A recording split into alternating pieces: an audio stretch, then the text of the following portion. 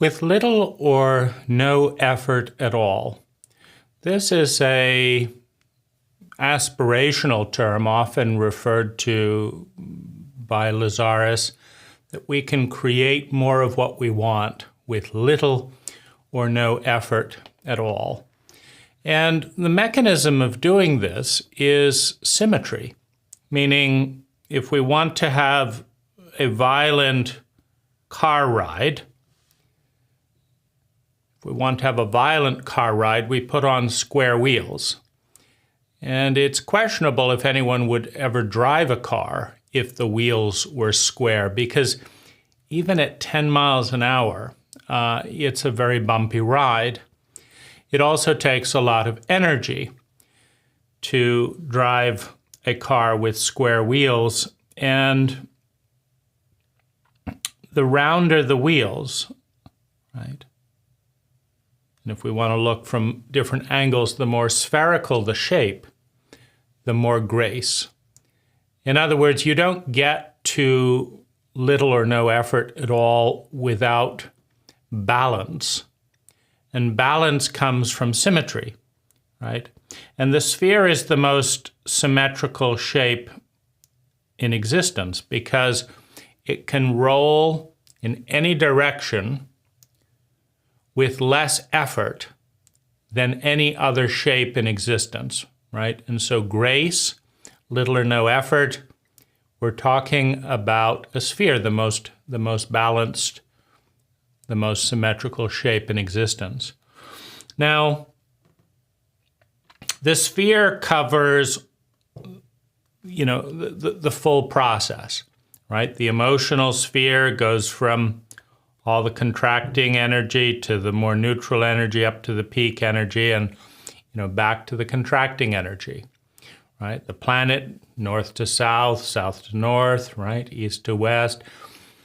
You go through all polarities in a sphere.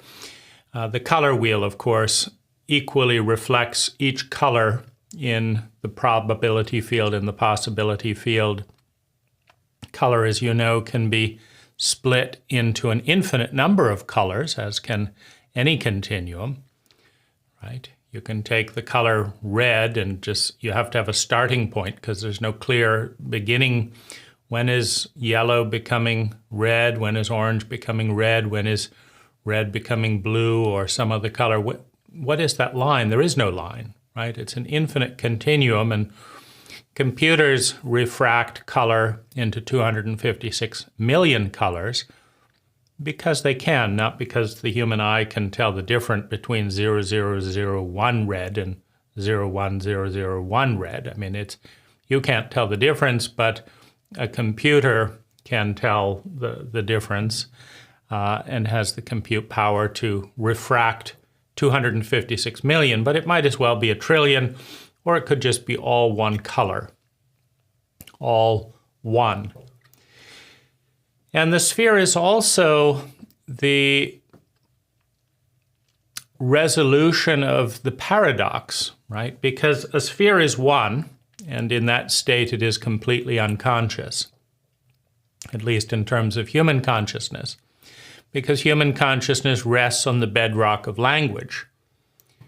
We are conscious of the distinctions in one, articulated with words which we use to build thoughts, right? And so you cannot think a single thought without words, and you cannot be conscious of a single thing without thought.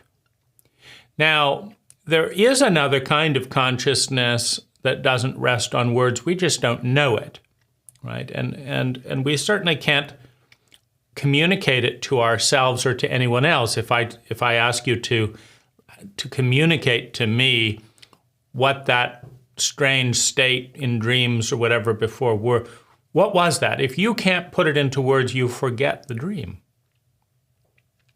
right? That's why you write it down in words. You don't write it down. I mean, if you do images, it's fine, but the images are framed in words. If you say there was a square there and you draw a square, but first there was the idea of square, which rests on the word square. There was the idea that 4 points equals a square. You have to refract the one into pieces, and the sphere is both one. And it is an infinite number of dots, right? That's how you get a sphere on a printer. You make an infinite number of dots, or dots per square inch, right? It isn't infinite, but it could be if your printer was fine enough.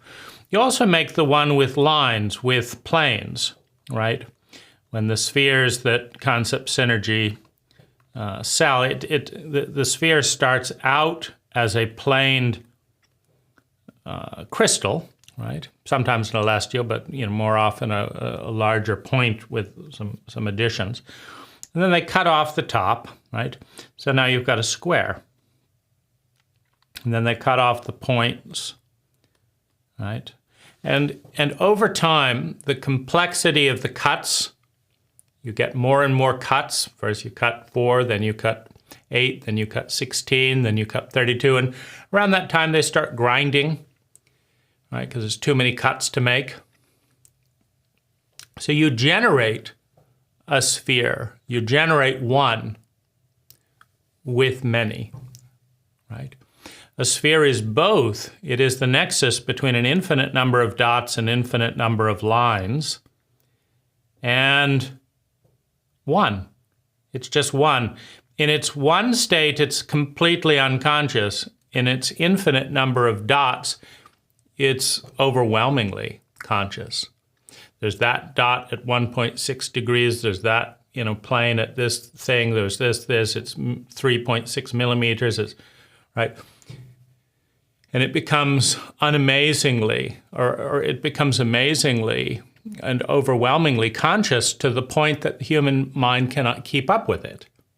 There is more activity in subatomic particles, in a single subatomic particle. So of all the trillions and trillions of atoms, right, in our human body, and all the, many more trillions of subatomic particles, one subatomic particle in one atom, trillions among trillions among trillions, is moving faster than the speed of thought. And what I mean by that is if you take one tiny little thing which you can't actually see, and you say this is right and this is left, right? So it's going back and it's really moving in elliptic, but that's much too complicated as well, right? Where is it? Is it 0.001 degree? It's already moved so many revolutions you can't keep up with. So we simplify it, right? Where we get into the illusion of language, we simplify it, and we say that it goes left and right.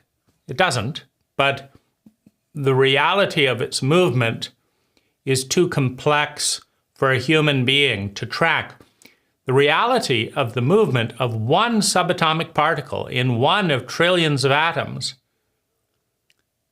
is too complex to track in real time, right?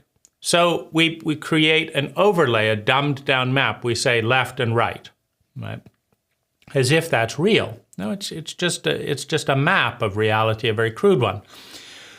But if you try and catch up with one subatomic particle in your finger and spend your entire life devoted to this aim, left, right, left, right, left, right, right, when it's actually more than a trillion distinct moves, but you just try and reduce it to the left, right, it's the same with the breath, right? There are trillions of increments of the in-breath and trillions of increments on the out-breath. But you can't breathe and count all those trillions. It's too complicated, right? So we say the in-breath and the out-breath, it's meaningless, right? It's meaningless. Even the pivot from the in-breath and out-breath has an infinite number of distinctions, which again, you die if you hold your breath trying to see where you exactly are on the distinction, right? Anal retentiveness will kill you. So I can't let it move until I figure out exactly what's going on. So by the time you've said the word right, to indicate that the subatomic particle has moved from the right to the left. By the time you said those words, it's moved so many times that you're always wrong. You're always behind. It's way out there ahead of you. In other words, if a human being spent their entire lifetime trying to track the reality, the real speed and position of one electron, for example, they would get to the end of their life so far behind that electron. It's like first it did this, then it did this. Meanwhile, it's done 1 million cycles. So you're already 1 million cycles behind in the first 10 seconds. And then every single 10 seconds you spend trying to track it, it's another 1 million moves ahead. So that by the time you die, in your whatever, by the time you die, you haven't even got 1% of the moves of one electron down accurately, right? So we're not talking about reality when we talk about words, right? We're talking about crude approximations of reality. We're talking about maps of reality that are so dumbed down that, like a Google map, it can't tell you how many pine needles were on the tree you just passed, but you just passed 1,000 pine trees. It says turn right in 1 mile. Well, anyone can be functional at that level of crudeness, right? But you don't know how many ants were on the last anthill, and you can't figure it out either. Right? If you stop the car to figure out how many ants are, okay, there's 10,000 ants in this hole, but what about this one? Oh, you just can't move forward. Dealing with reality. See, reality is what is. We haven't even begun to scratch the surface of what is. Reality is what is.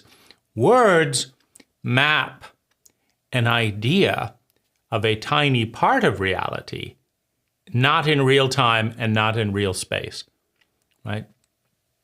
So words, our version of reality, is an overlay on reality that is neither up to date or accurately placed and is so crude relative to reality that we're talking trillions and trillions and trillions of crudenesses behind the actual reality, right? How reality functions is trillions and trillions of times more intricate, trillions and trillions of times faster, trillions and trillions of times more distinct in spatial locations, trillions of times more complex in its relationality. See, reality is God, Goddess, all that is.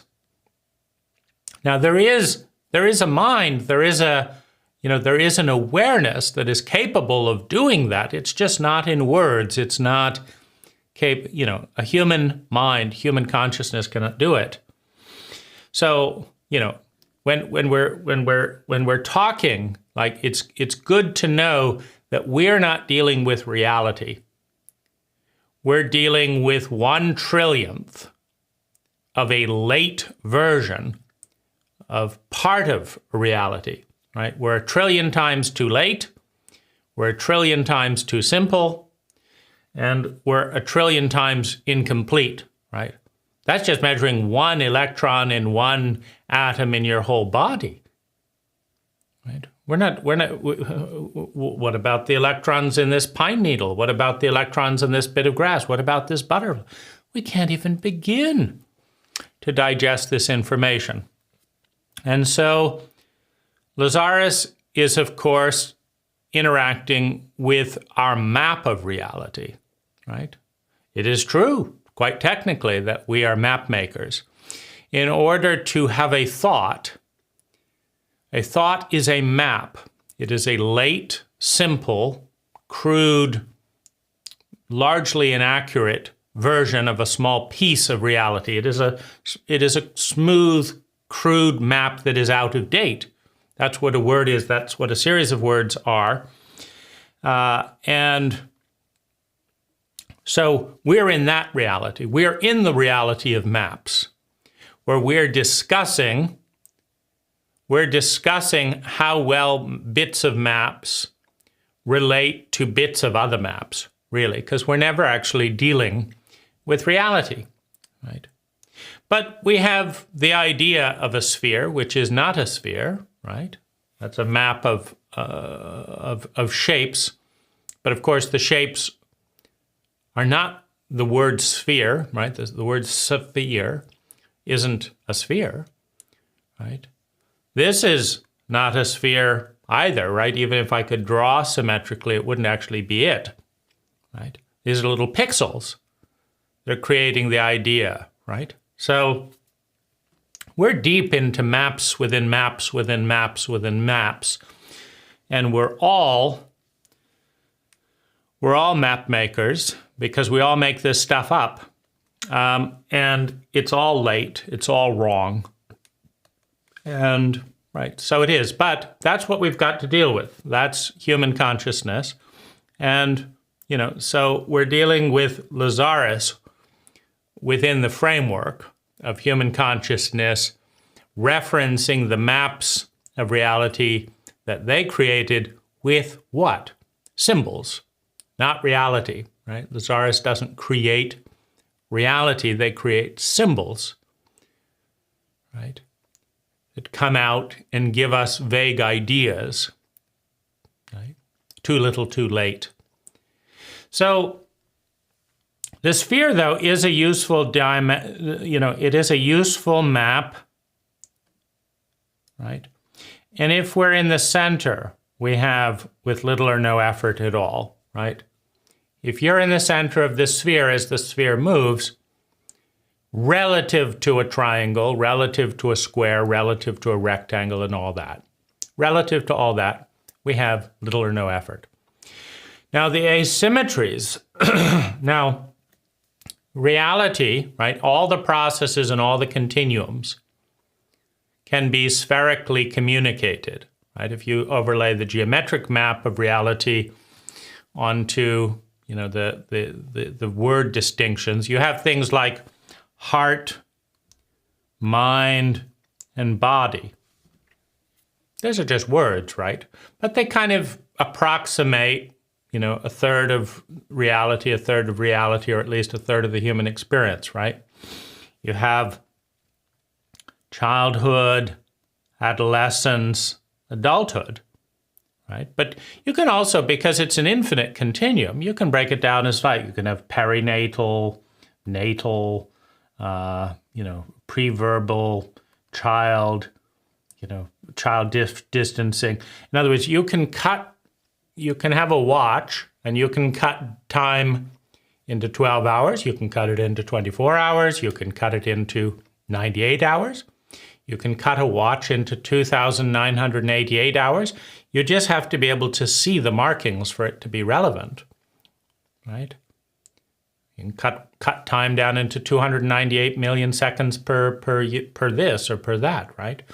So every if you divide the sphere by 3, you have a 3-point system, and you look at things like heart, mind, and body.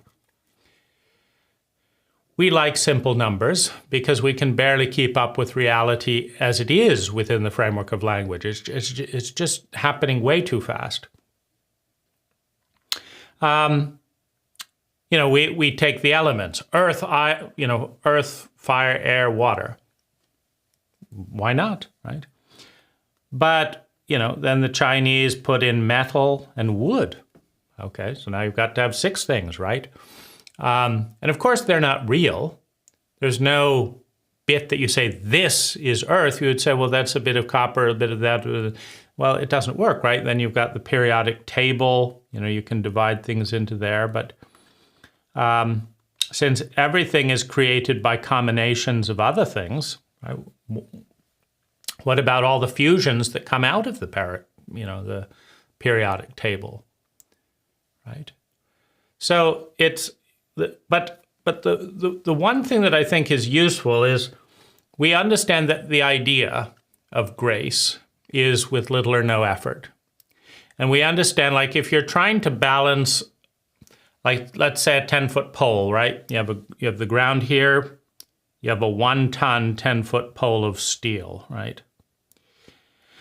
Now, you know that if you're standing here, if you can keep this perfectly vertical, it's little or no effort at all. But the moment a 1-ton, 10-foot pole begins to get even a few inches off, you've got to take more and more effort to get it back to balance, right? So little or no effort involves symmetry, it involves balance.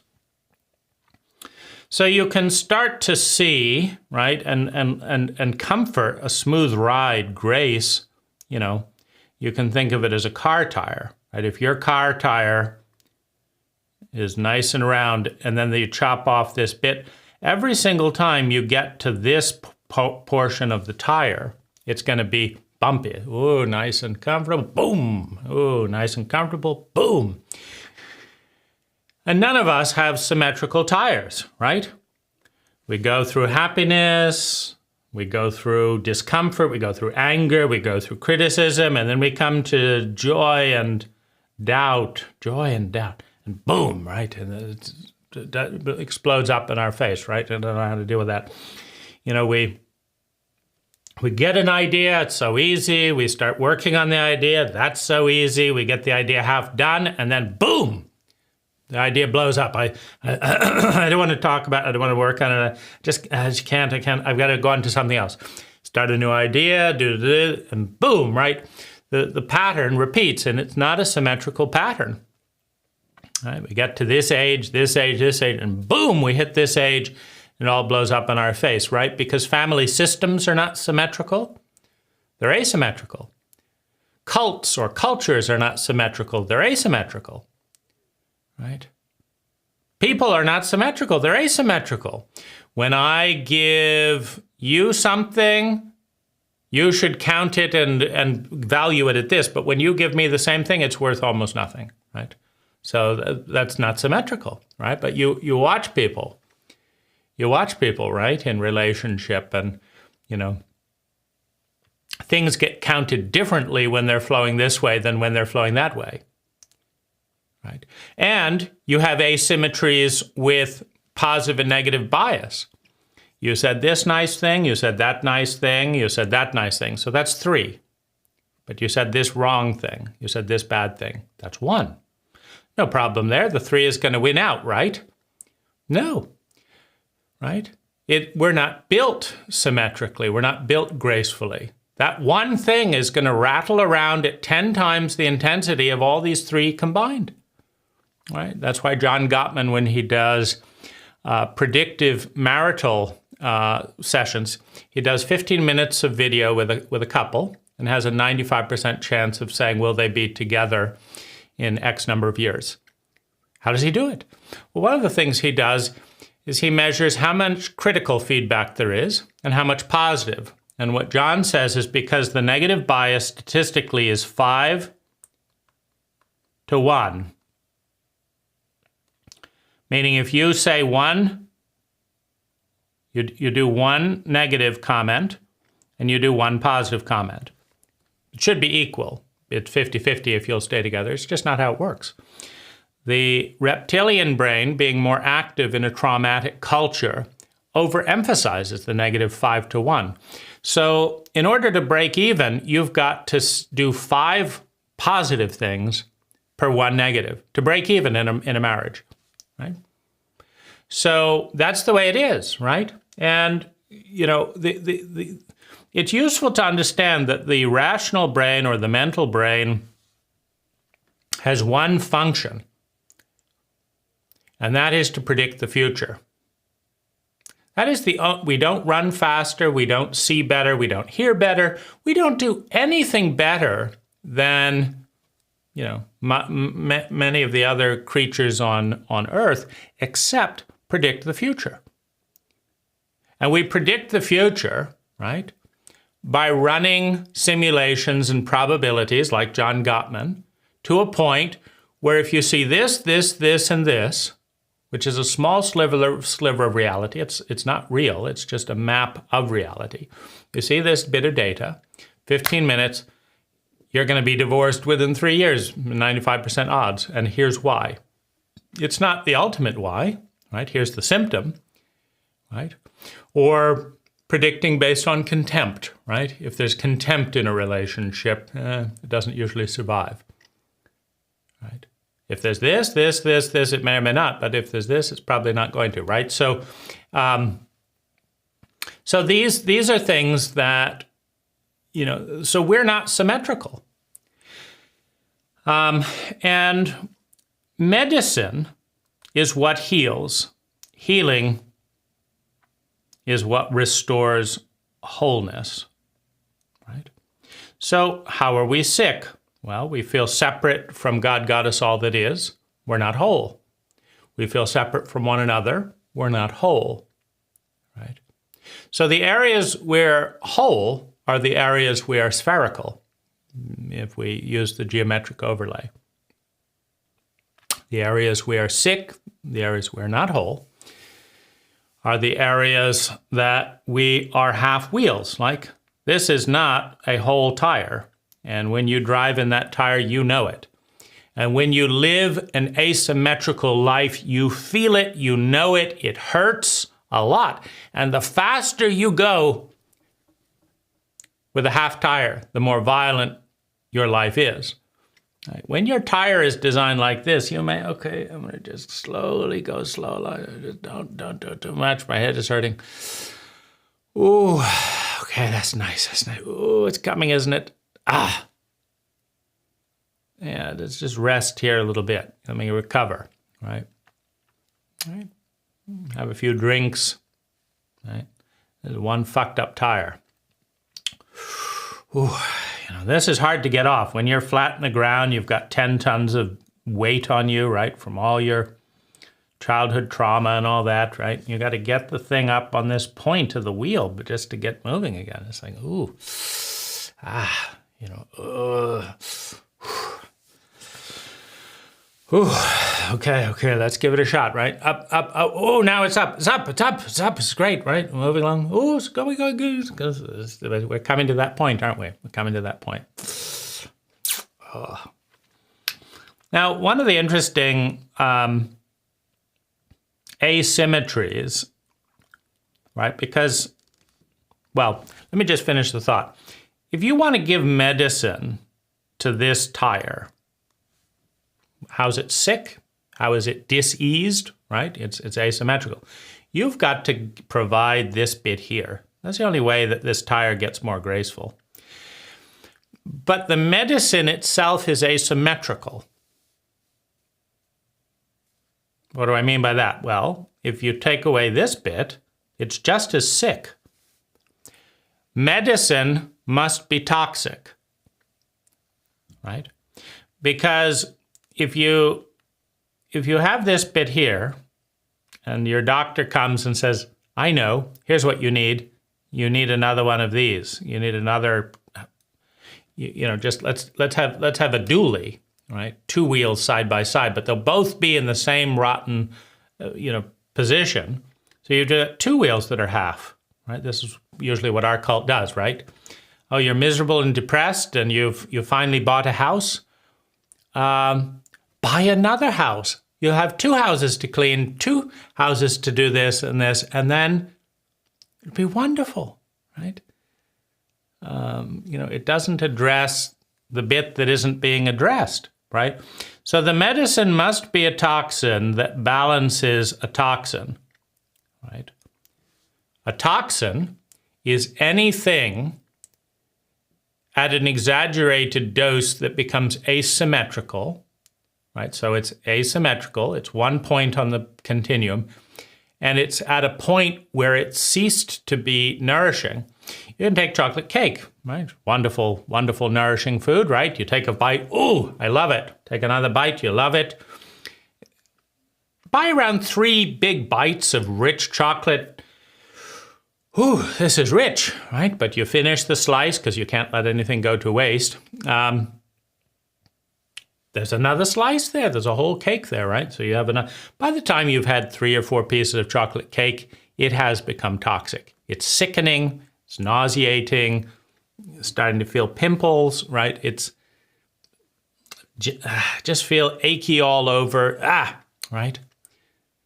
So 1 scoop, right, 1 bite of chocolate cake, 2 bites, 3 bites, oh, that's the pinnacle, right? That's the pinnacle. And it's just down from there. We got to finish it, right? But, the last bite of the chocolate cake is not as good as the first, right? But what do you do? What do you do, right? And so we tend, cults, the whole nature of a cult is conformity.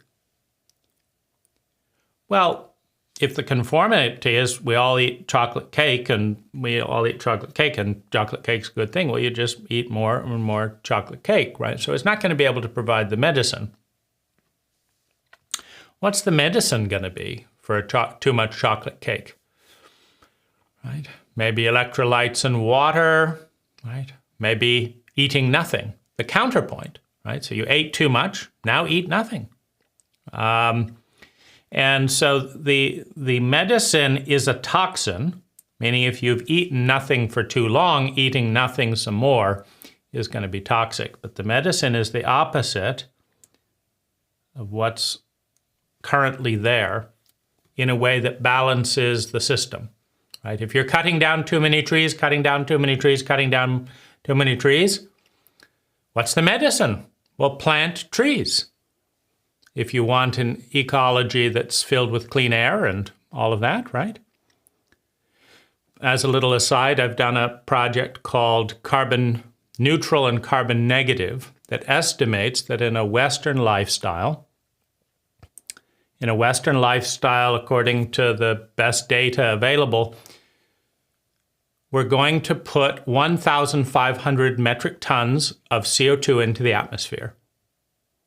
Now that comes from driving cars, but you see, the cars don't just come out of nowhere.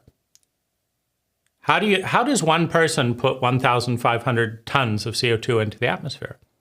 Well, you drive your car, maybe 90,000 gallons of gasoline over a lifetime in one way or another, right? And amortized jet fuel and stuff into that. Okay, so that's you, right? I bought that gasoline. But you bought the car. Well, the car didn't just pop out of nowhere. It had to be shipped, right? It had to be shipped on a diesel car carrier and then on a boat, right? So that has to be amortized. And it didn't just pop onto the boat magically. The steel had to be mined, right? So trees had to be cut down for the mine to be dug. So you negative and then positive, right? More CO2, there's less trees absorbing it. And to smelt steel, you've got to have lots of electricity or gasoline, right? So that had to be spent. And then to forge the steel, all that had to be spent, right? So coal and stuff. So, and then there was water that had to be rushed through and done this to wash and clean this part and put back in the river and all that. So in order for you to get the car, to get CO2 into the atmosphere, maybe 2 or 3 times more CO2 is produced for it to arrive to you, right? And then you say, well, I'm going to buy recycled materials, right? Where oil is pumped up in here, shipped to here, to this country, made into these things, then it's shipped over to China to be recycled using, all kinds of, unpure things. Then it's shipped back using diesel boats and all of that. Then it's transported, then it's covered up in boxes and all that. And I have a recycled green product that's traveled 3 times around the world and done this and that. Right. So anytime, right? So anyway, this is how the average person creates 1,500 tons of CO2 in the atmosphere. Right? So that's an asymmetry, because we're not consuming 1,500 tons of oxygen, right? It's an asymmetry in that balance in the ecology. Well, how do you balance it?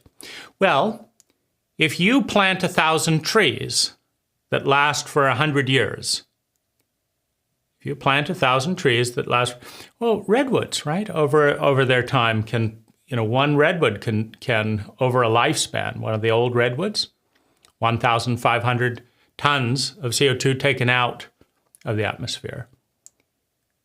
Right? A really ancient old redwood could do that over a 1,000-year lifespan. Right? But a lot of the trees that get planted die. Right? Animals eat them. So if you plant 1,000 trees, then over time, your carbon footprint will be offset. If you pay someone $1,000 to plant 1,000 trees, right, then over time you have an offset, right? And then you come into a right relationship. Well, what's a right relationship?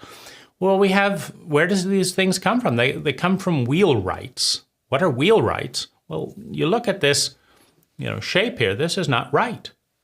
It's not right. A wheelwright will look at this and say, no, we got to get this down to here. Got to get this down to here. Got to right the wheel. Got to right the wrong. What's wrong? Right? Sin, to miss the mark.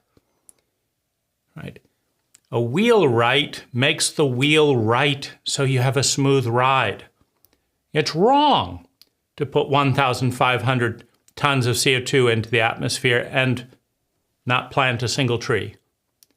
Not only not plant tree, but we cut trees down for our house, we cut trees down for our driveway, we cut trees down for our road. We cut trees down for the power lines that brought power to our house. We cut trees down for the power plant here. We cut trees down, we cut trees down, we cut trees down, we cut trees down so that we could cut more trees down. Right? Have charcoal for our barbecue, nice natural, great. That's what we do, right? So at some point, it's not right, meaning it's not balanced, right? And when we have an imbalanced relationship, right, we get sick. So does the other person, so do the other side, right? Now, healing then is the art of diagnosis. Diagonal. Gnosis, knowledge. To put together a diagnosis of what? An imbalance. You look at multiple data points and you see where they're converging and you say there's a lot of stuff going on right here, right? Within the sphere, within the one, you've got a lot of stuff going on here. And so my diagnosis is that this is an overly congested area. Meanwhile, over here, nothing going on, right? So you've got to cut down some of this energy here, and you've got to give some attention to this blind spot over here. And if you do that, and the diagnosis is correct, you will become right. You will come back to center, right? That's what, an alignment is, right? You go to a tire and it's a little heavier here, so we're going to put a little weight over here.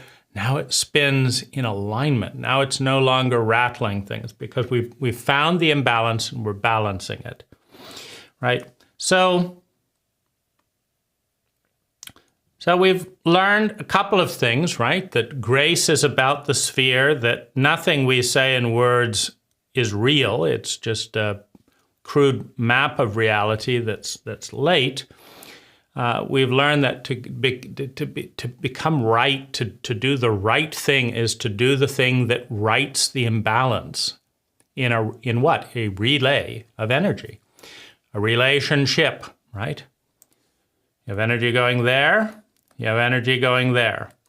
If that isn't in balance, it is a wrong relay of energy, right? We give 10% there, we give 90% here. It's wrong. And it feels wrong. It feels shitty. We feel pain, right? I give to you, and you're not giving back. You're not even giving back gratitude. You're just taking. It's a wrong relationship. And I'm leaving the relationship because you're too manipulative to want to right the wrong. Right? You want an abuse, an absence of good use, right? You want a wrong relationship. You don't want a right relationship, right? Of course, there's arguments over all these things, right? But I thought in this context, right? In this context, we can see that the medicine must be toxic, right? So if you were perfect, if you were in perfect balance,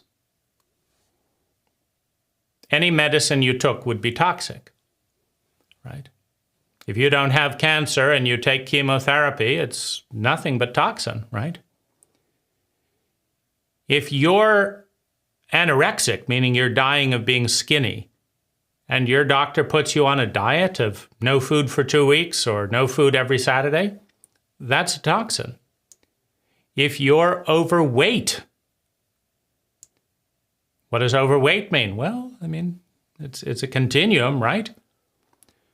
But clearly the point at which your weight stops you being yourself and living the life you want to live is moving in an imbalanced direction towards too much rather than too little weight, right? So if you're overweight and your doctor prescribes sugar, wheat, and dairy, eat up a bit, right? That medicine is a toxin, right? If you're underweight, right, and the same prescription is medicinal. Eddie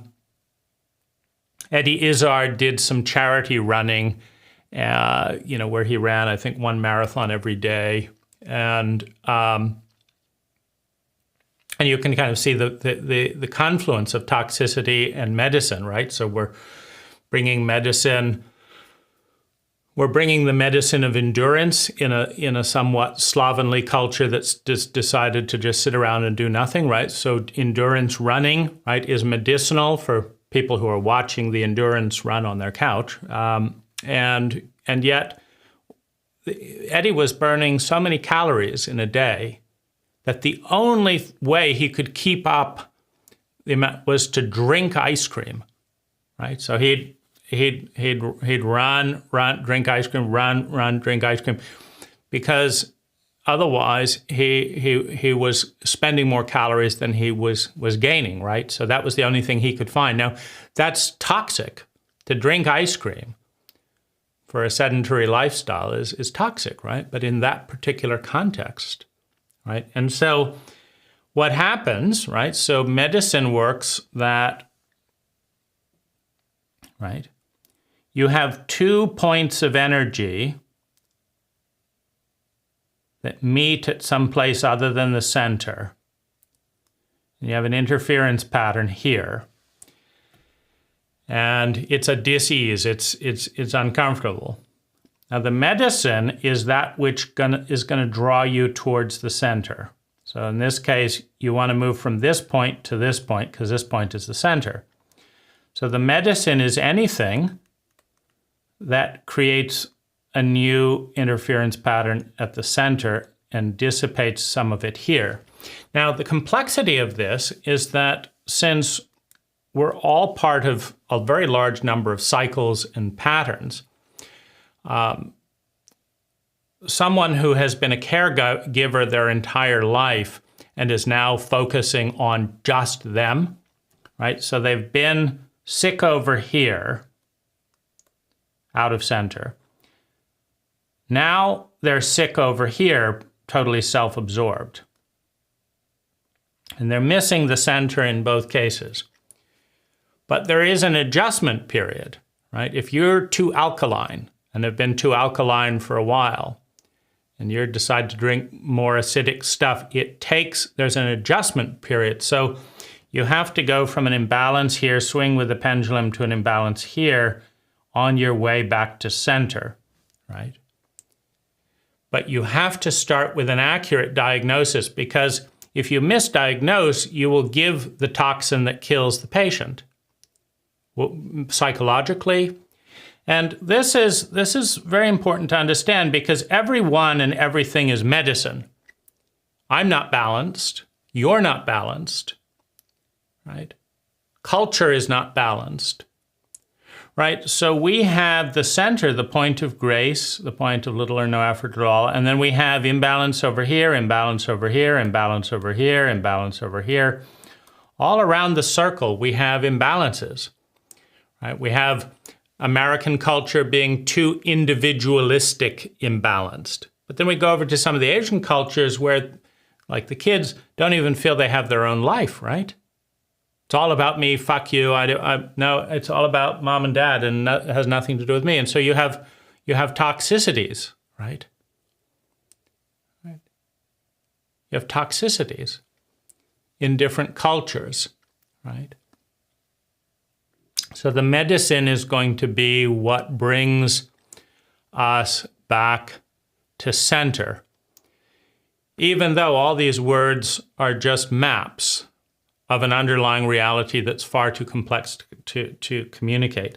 So in this context, let's look at Lazaris's imbalances, Lazaris's toxicities, because they will help understand where Lazaris can be medicinal and where Lazaris can be toxic based on, where Lazaris is off center.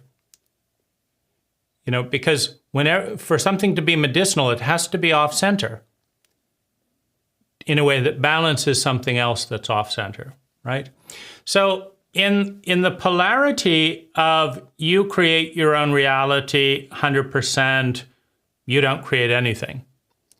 On that polarity, Lazaris is kind of a 10 off balance up here. I mean, you can listen to the Lazaris tapes and he will go on and on and on and on for decades about how you, individually you, created all of it. The whole thing, no ifs, ands, or buts. You've got all these complicated, you did it all, right? Now, it's absurd, the amount of toxicity that is in this kind of unidirectional. It's absolutely absurd, right? Because it doesn't line up with very much data, right? And the more toxic, the more extreme anything is, the less the more there's going to be data that supports the other. So, like you look at penny, for example, one little item, right? I had the benefit of being able to make audio recordings, which you can listen to as well, which with long-term employees at Concept Synergy. So Penny is taking Lazaris interview books and having Concept Synergy staff throw them into a dumpster. She is not giving them away to kids in Vietnam or, anything like that. She's not even recycling them, right? She's throwing Lazaris interview books into a dumpster. Why? Because they didn't sell. Now, one way to look at that would be she didn't spend enough time with Lazaris. She's only spent more time with Lazaris than anyone else in the world, right? Another way of looking at it is, she is in her negative ego and blah, blah, blah, blah, blah, right? But, you would hope that Lazaris's best friend could at least do some of the basic ego techniques, maybe. What she had payoffs, right? You can come up with all the spins, right? But the bottom line is, Lazaris's best friend, who spent more time with him at all, couldn't even sell as many books as a romance novel. Now, within Lazaris's extreme paradigm, like you could say, well, why did she create this? She obviously created it all. Plus, she created me talking about it years later. Blah, blah, blah. You can go into that, right? But of course, the truth is in the center of paradox, right? So the center is formed from two opposing extremes, two opposing toxins, two opposing truths. What's the alternate? You create nothing.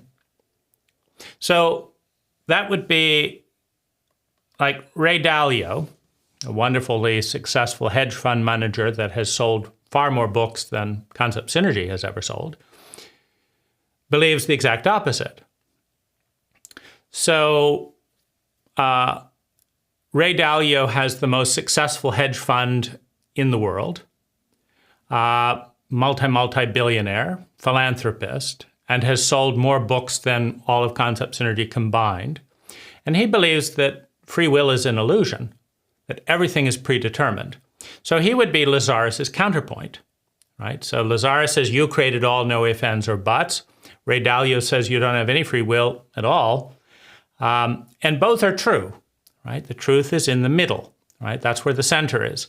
Any polarity requires both to be medicinal, right? To get to the center. That's just the way circles work, right? And you can test this viscerally with your car, right? If you cut your car in half, first drive the car with one half, then say, oh, I got it all wrong. Take it off, that's wrong.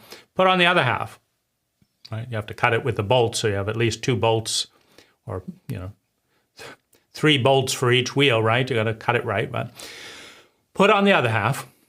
Try that one for a bit. It feels exactly the same, bumpy and horrible. Now put the tire back together again, right? There's a foam tire in this example, right? Put it back together and drive it, and it feels great because you've got both halves equally, right? And those turn. So you created all 100%. You don't even have free will. The half is in the middle. Lazaris is in an extreme. Now, who's going to benefit from Lazaris medicine?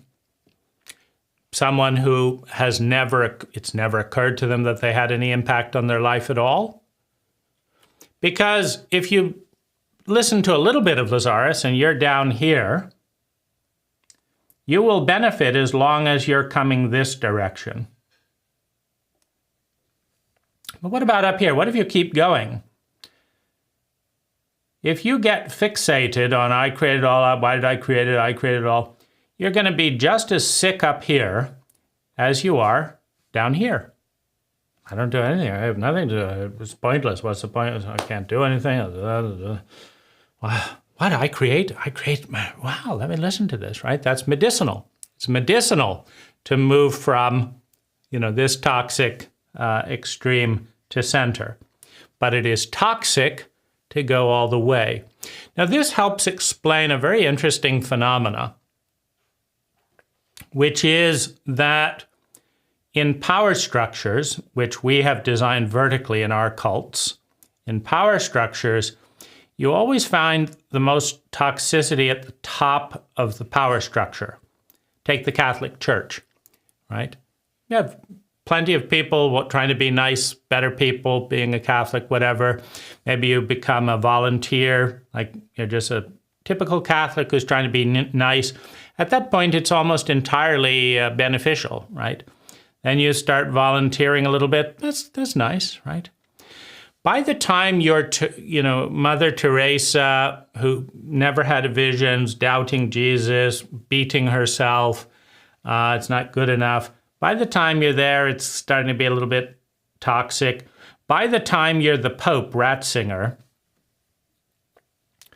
who's having a special division of the Catholic Church formed in order to specifically cover up and silence the parents and children of the 5% of the Catholic Church that are pedophiles, right? The priests, 5% of Catholic priests are pedophiles, a statistic that is true for any number of religions and the general population, but it's concentrated, right? A pedophilic priest can molest probably 20 times more children statistically than a pedophilic father or a pedophilic bus driver, right? So and there may be a little bit of magnetism into the role, but by the time you're the Pope and you're spending your day trying to cover up and protect the church's public image by hiding the pedophilic priests and moving them into a new parish where their reputation hasn't been known,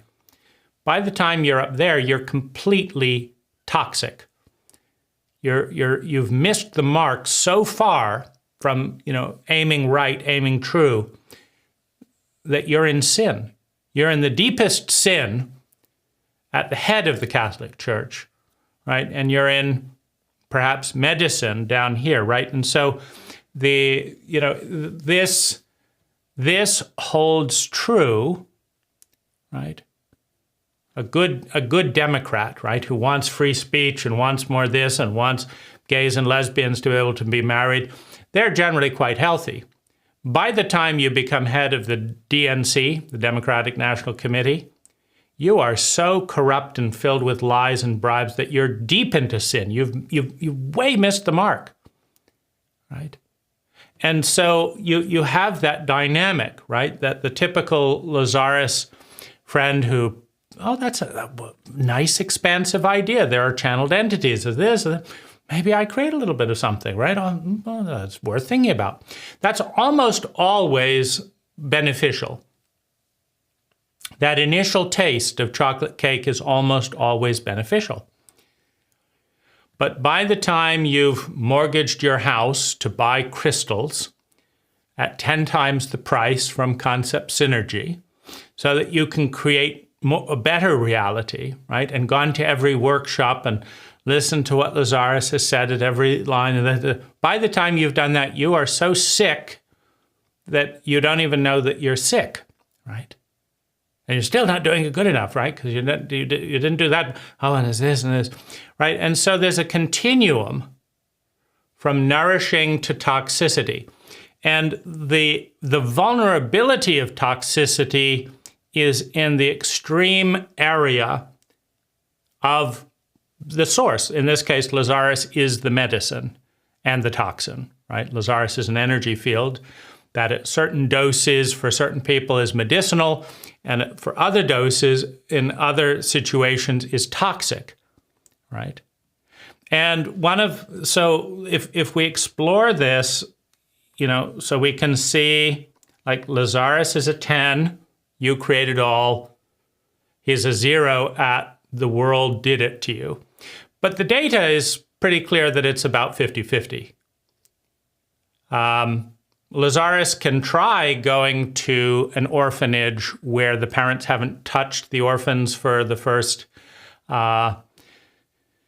year, basically. The orphans have been raised without touch in little plastic cubes. And Lazaris can tell them, right, they created all and give up their payoffs for feeling miserable and stuff. But Lazaris already did that with the Vietnam veterans who had PTSD, right? Did any single one of them manage to heal their PTSD as a result of Lazaris? How many of them felt ashamed of themselves for creating that reality and all that, right? And of course, concept synergy refuses to take any statistics, which turns potential, data sets into dogmas, right? Because all you need to have a dogma rather than a probability field is you don't gather any data and you say things in absolute terms, right? So Lazaris has given multiple examples of how people have, benefited their lives greatly with this idea, you create your own reality.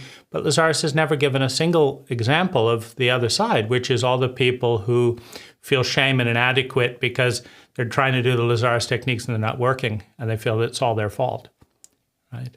Well, that's the other portion of the data, right? You don't have a circle unless you have the full data set, right?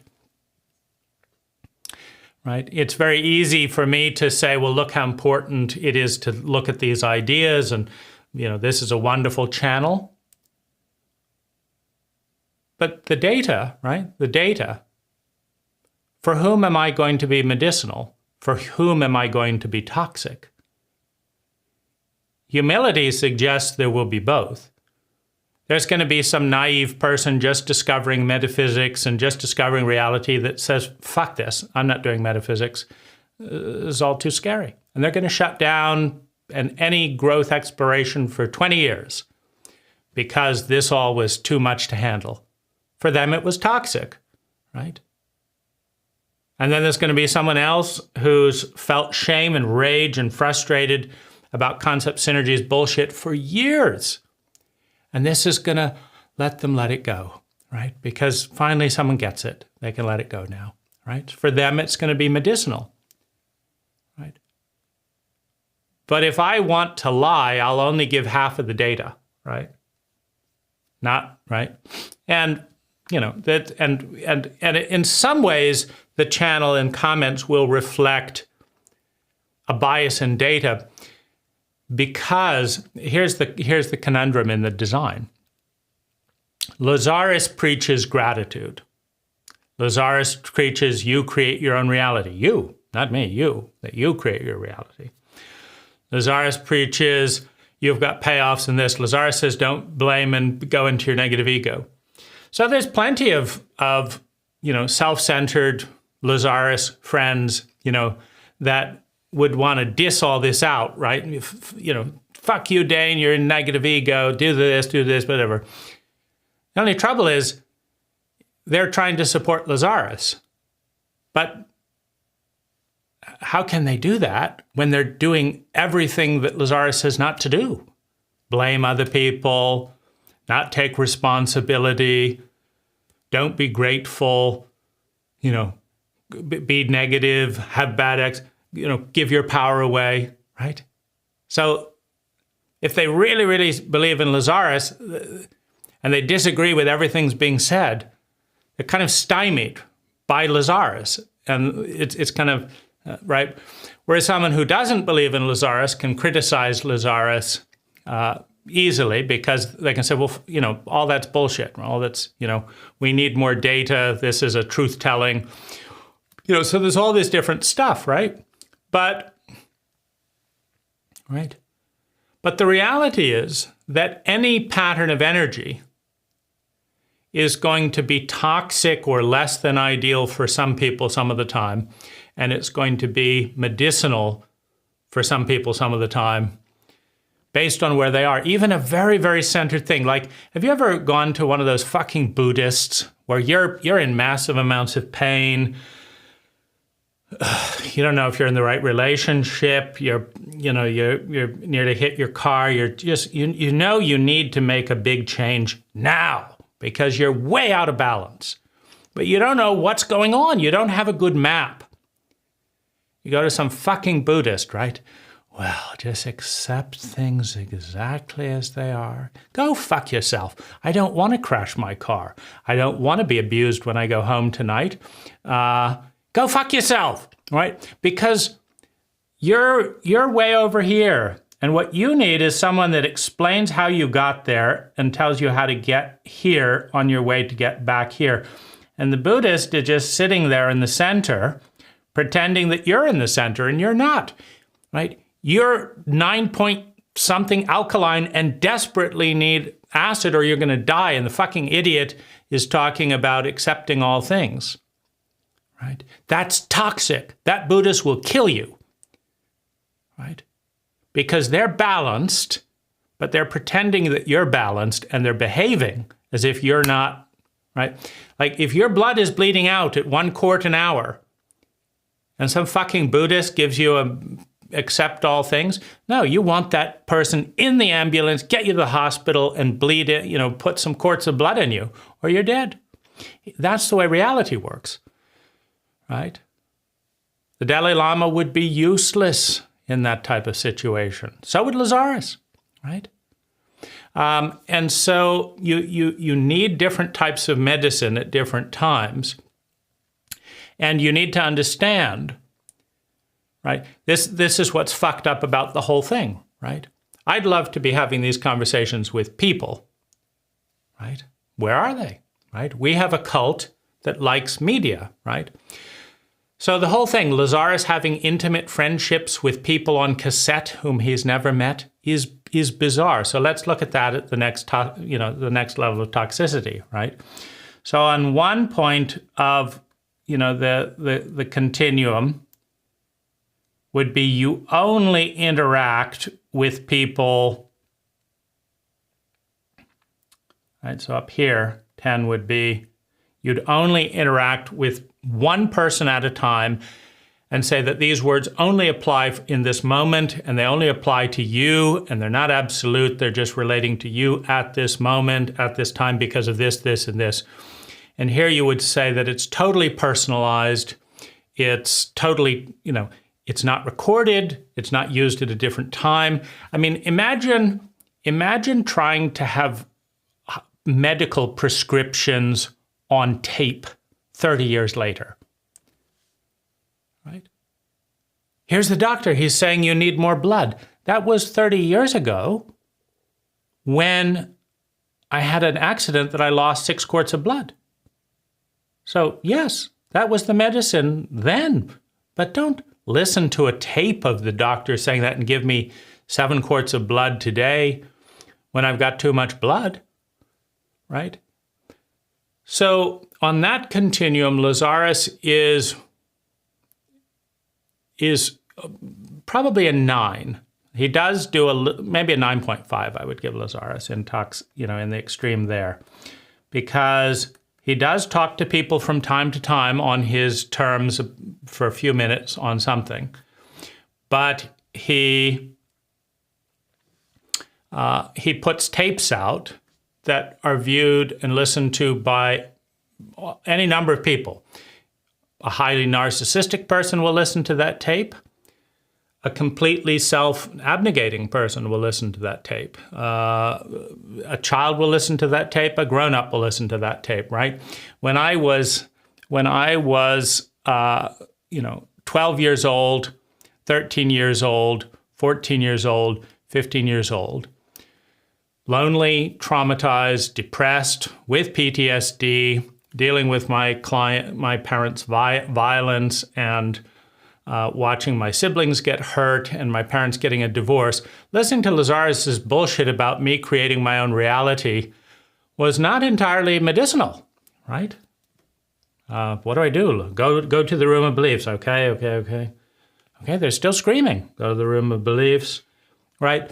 So now, most people would say, Lazaris, you're nuts. I mean, that's what therapists have told me. They said, Lazaris is nuts.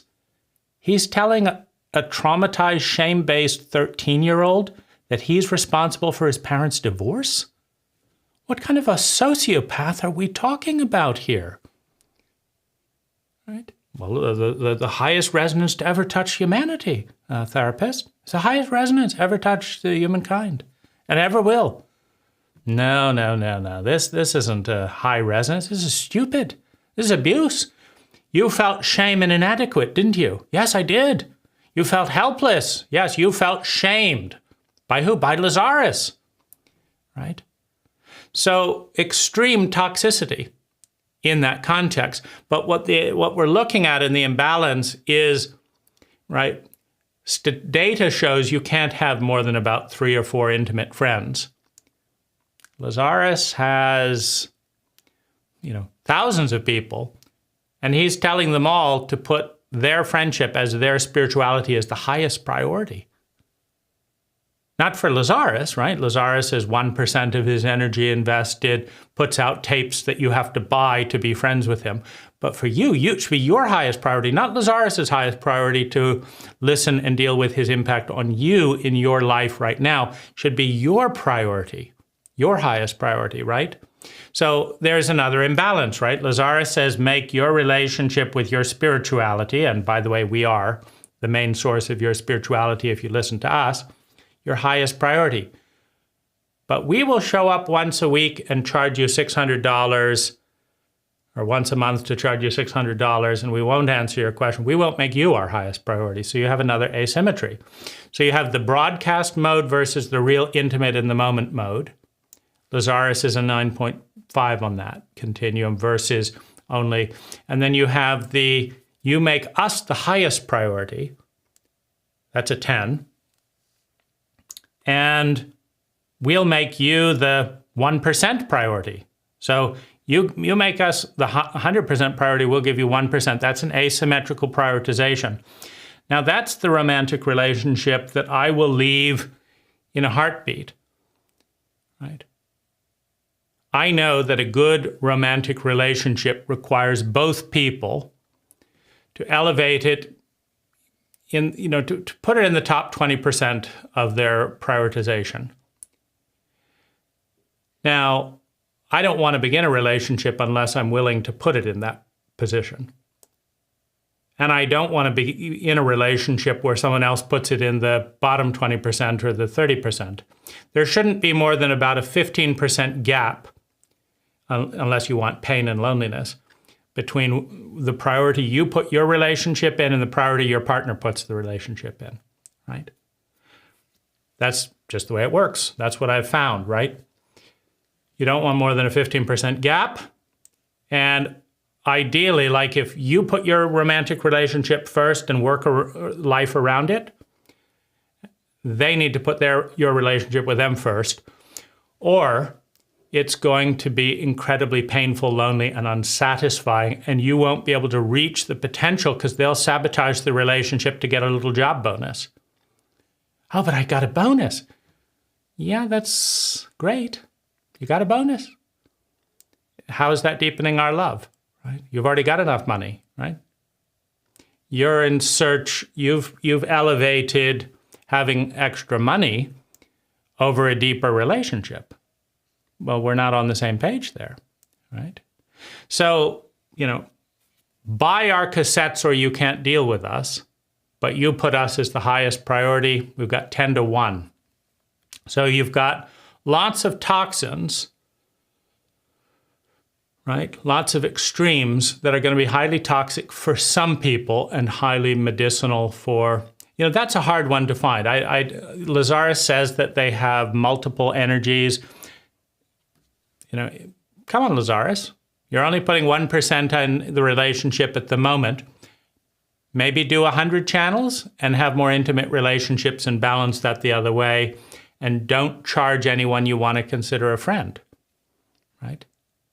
Have it be both ways. Now, it needs to be both ways, in terms of but you have to have a balanced exchange, right? You can't have it all be, the channel sacrificing or stuff like that. But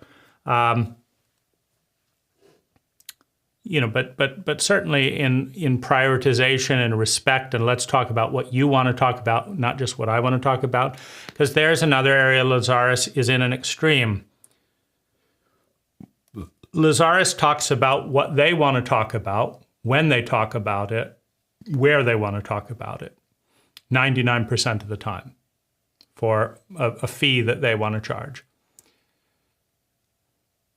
The friend of Lazaris talks about what they want to talk about, where they want to talk about it, when they want to talk about it for free, 0, right?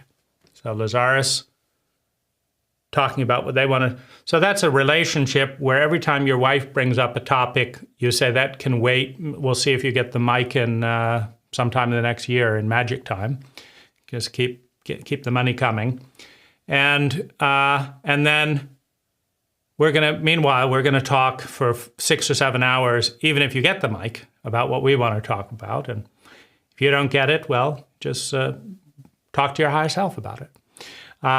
So you have another extreme. Now, another extreme is the heart, mind, body, wisdom, and knowledge continuum.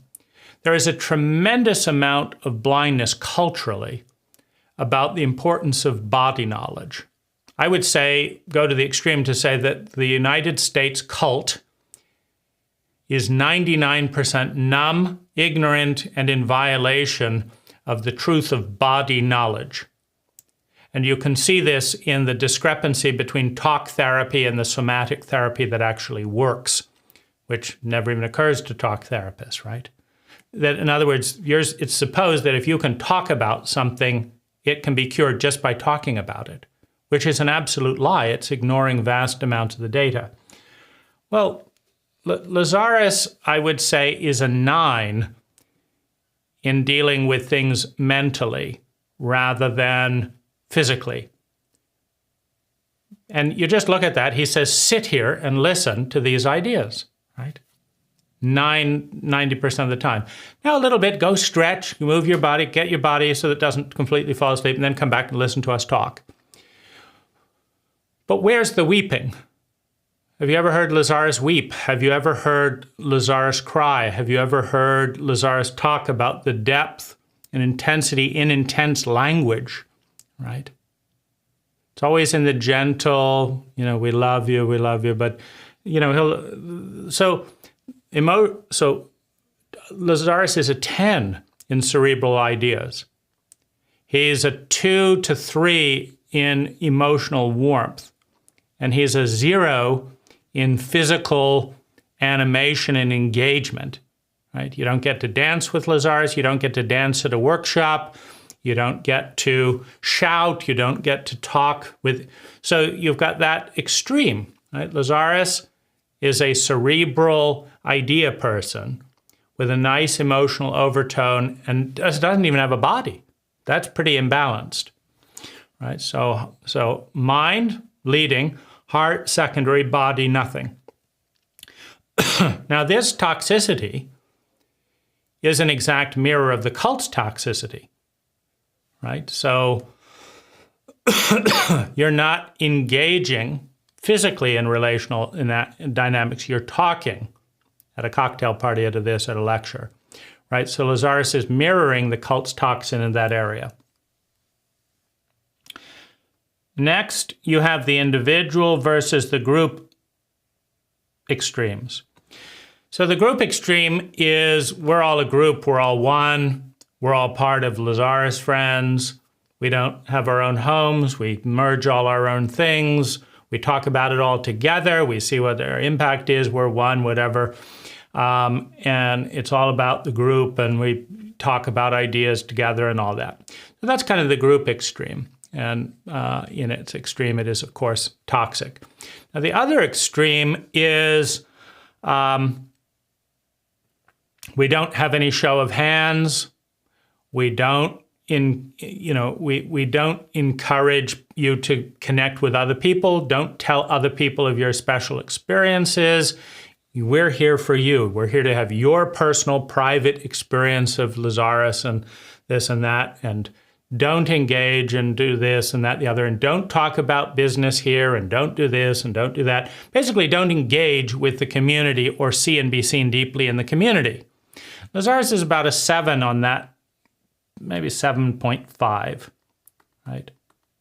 Meaning it's possible to listen to 1,000 hours of Lazaris, and the tapes are a 10. There's 0 involvement in the tapes, right? So the tapes are a 10. I wonder what other people are thinking about this. You have absolutely no idea who they are, what they are, whatever, when you get the tapes, right? If you're at the workshop, you don't interact hardly at all, right? You can go to someone and say, oh, I'm in my private space with my group following Lazaris's instructions. But there's no statistical awareness. Like Lazaris will repeatedly say things like, you know this, and he's just said something that no one in the room has ever heard in their entire life.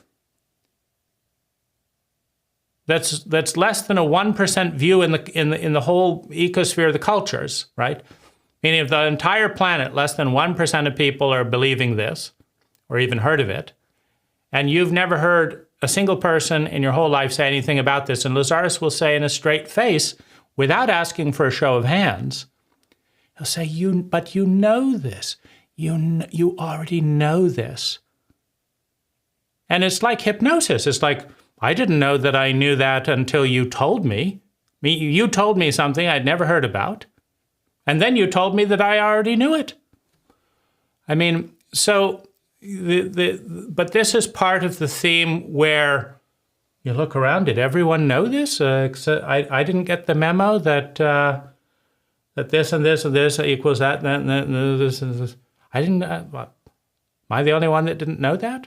Right? And so that isolation rather than deep integration, because if Lazaris asked people who felt like it, anytime during the workshop, raise a hand if you don't agree with this or can't relate to what we're saying, meaning you've never heard of this. And then Lazaris said, you don't create your own reality, we create our reality.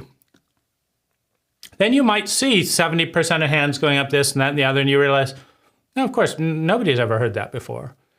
We're thinking about it, right? And at least Lazaris is good at encouraging critical thinking, right? But it's not clear, right? So Lazaris is a 10 on the extreme of isolation by sending tapes. Now, the Jach and Lazaris forum, I would say, is a 5. And I say it's a 5 even though you've got people sharing things, because I have been silenced. I've watched multiple people be kicked out of the forum for saying anything that doesn't subscribe to whoever. It used to be called the Orlando Gang, and they did function as a gang. Basically, they decided, despite Lazaris' protest to the contrary, that you have to figure this out yourself. They decided who was in negative ego, and they decided they wanted to dominate, and they didn't want to debate, and they would just kick people off, and they'd have to figure out, much like YouTube today. Like, I'm not surprised to have radicals on the social media company silencing any number of people, because that's exactly what Lazaris and their gang did, right? So you shouldn't expect the general public. Like, if you want to see how social media committees and government is functioning and who gets silenced and who doesn't, just watch Concept Synergy. And they'll give you a clear map of what to expect, because you shouldn't expect some Joe Schmo at Facebook to be a better moderator than Allison at, Concept Synergy, right? Something makes you uncomfortable, we'll just delete them, right? I create my own reality. Now, they had to create the forum because when they tried to operate with normal public guidelines that were fair on CompuServe, Penny would get furious with the moderator. Oh gosh, she would try and silence people, and the moderator would say, "But that's a fair statement. He's critical of this and that and whatever." Now, obviously, something like this, which will be medicinal to, let's say, 20% of Lazaris people, would find what I'm saying here very medicinal. Toxic in the extreme, meaning, nobody should spend a lot of their time obsessing about any of this stuff, right? But let's say, oh gosh, finally someone's talking about a few obvious things, a release of toxin. This is intolerable. We do not have free speech in the Jach and Lazaris forum, right? We don't have free speech. We have it in the country, supposedly. We don't really have it there either, but at least we have some of it.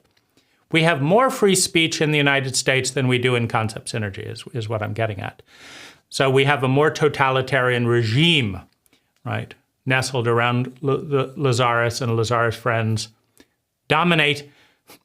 We have a regime of Lazaris totalitarians dominating Lazaris friends more than they dominate Lazaris not friends, right? Because you don't have Penny out there trying to dominate anyone else other than Lazaris's friends, right? So there's a concerning thought if you kind of want to wonder where we're heading as a culture, right, or why.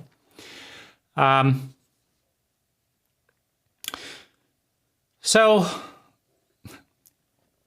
these I would also say Lazaris is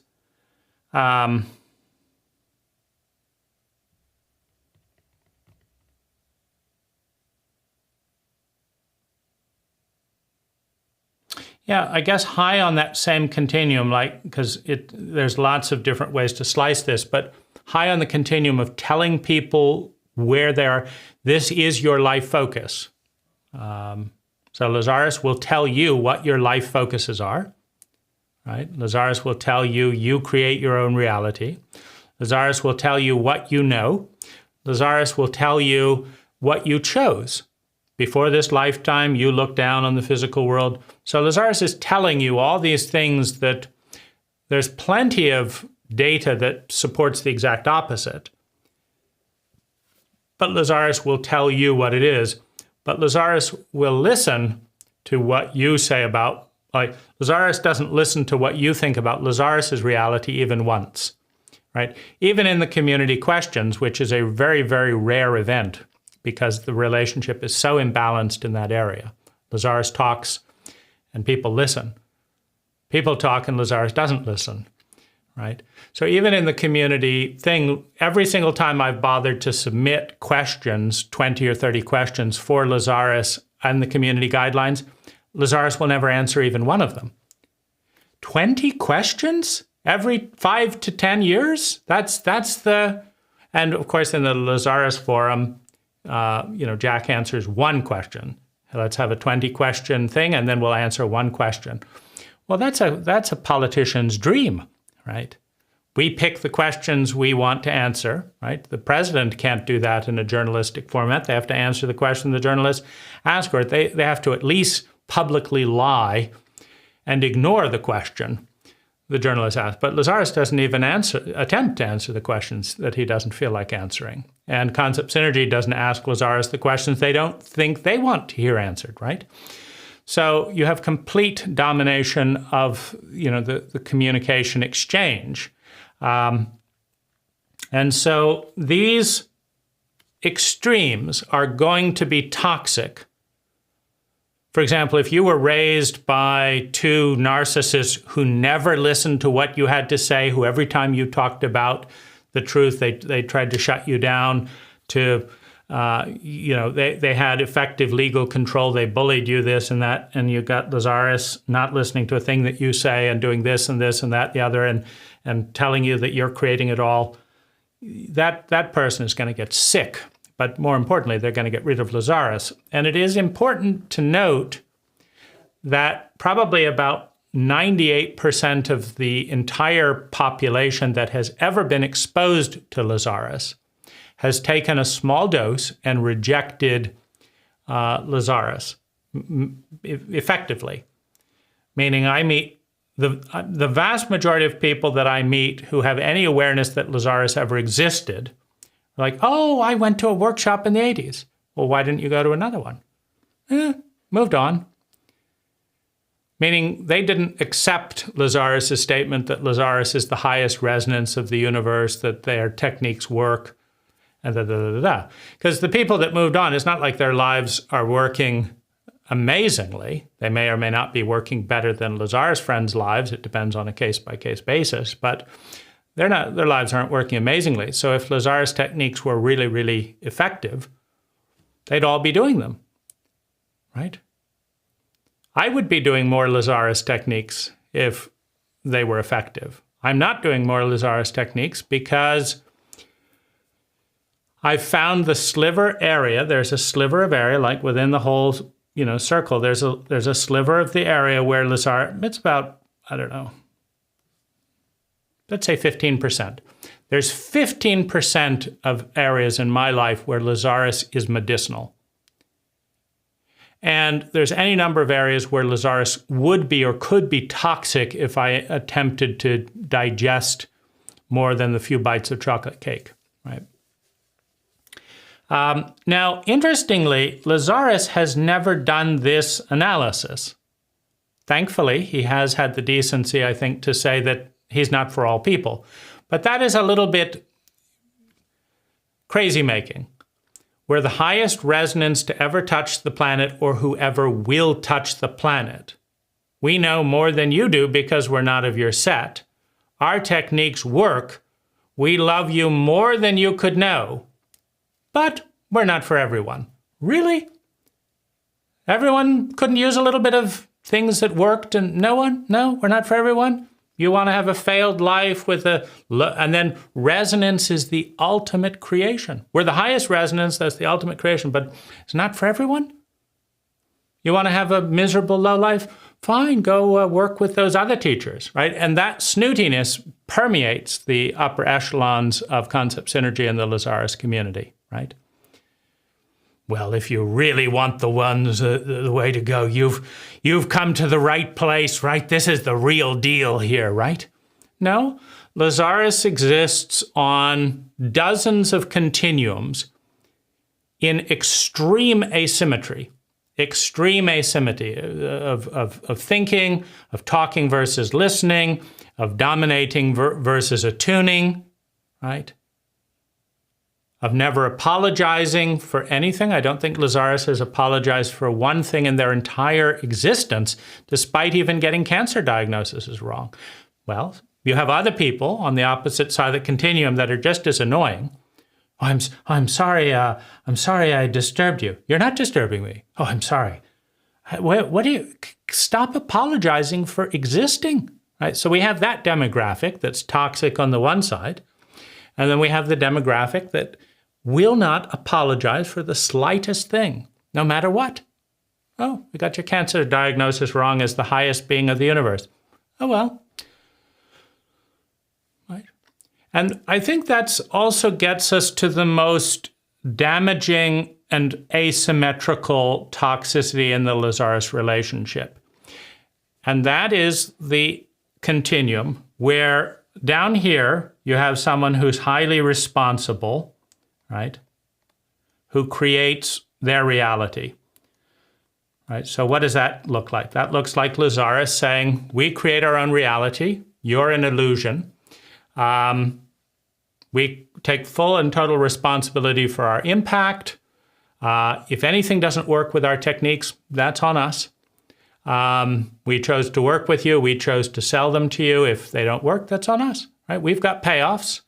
We've got a dark shadow. We've got a dark law. Then we've got guilt in this. We've got that. Then we don't like avoiding. Plus, we don't like being very physical, so we're not very useful in that area.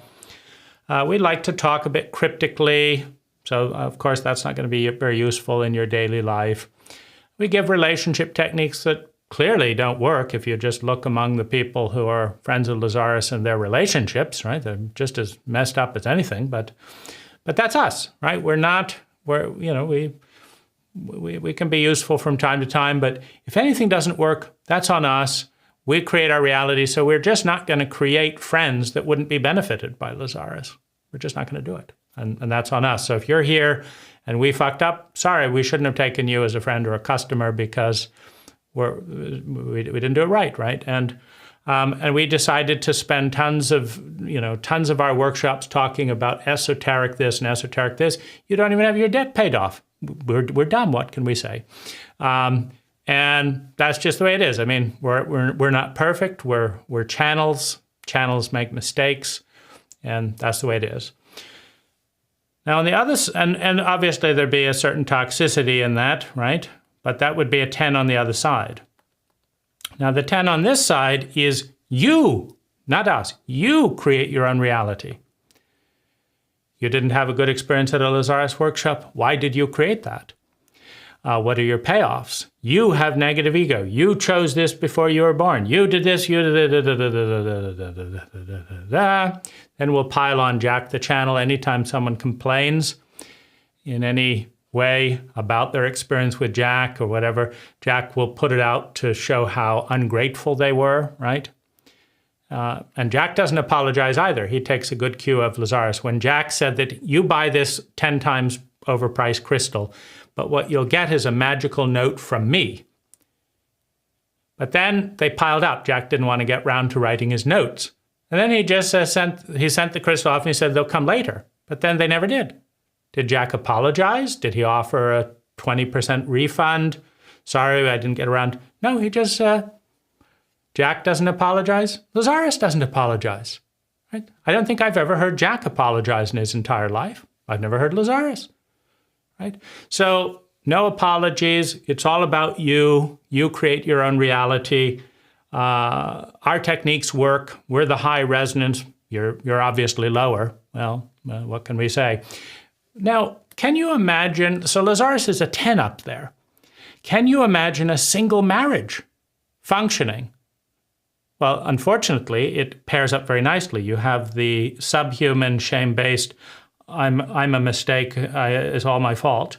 People pairing up with the superhuman, I never make a mistake, right? And Lazaris has the decency to talk about this in the shame tapes. But Lazaris is doing it, right? Lazaris is superhuman. Never making a single fucking mistake.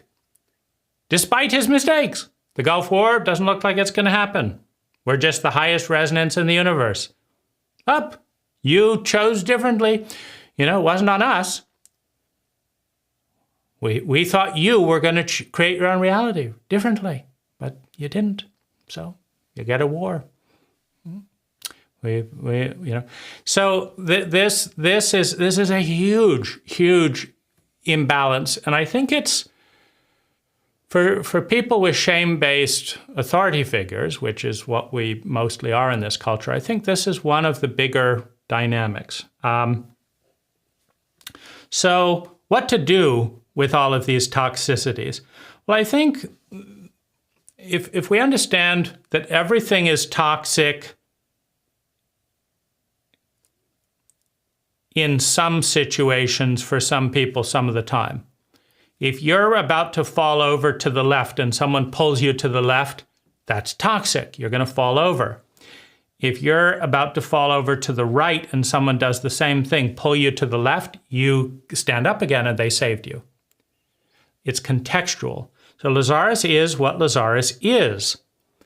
The context, who's listening, what age, the context is different for each person.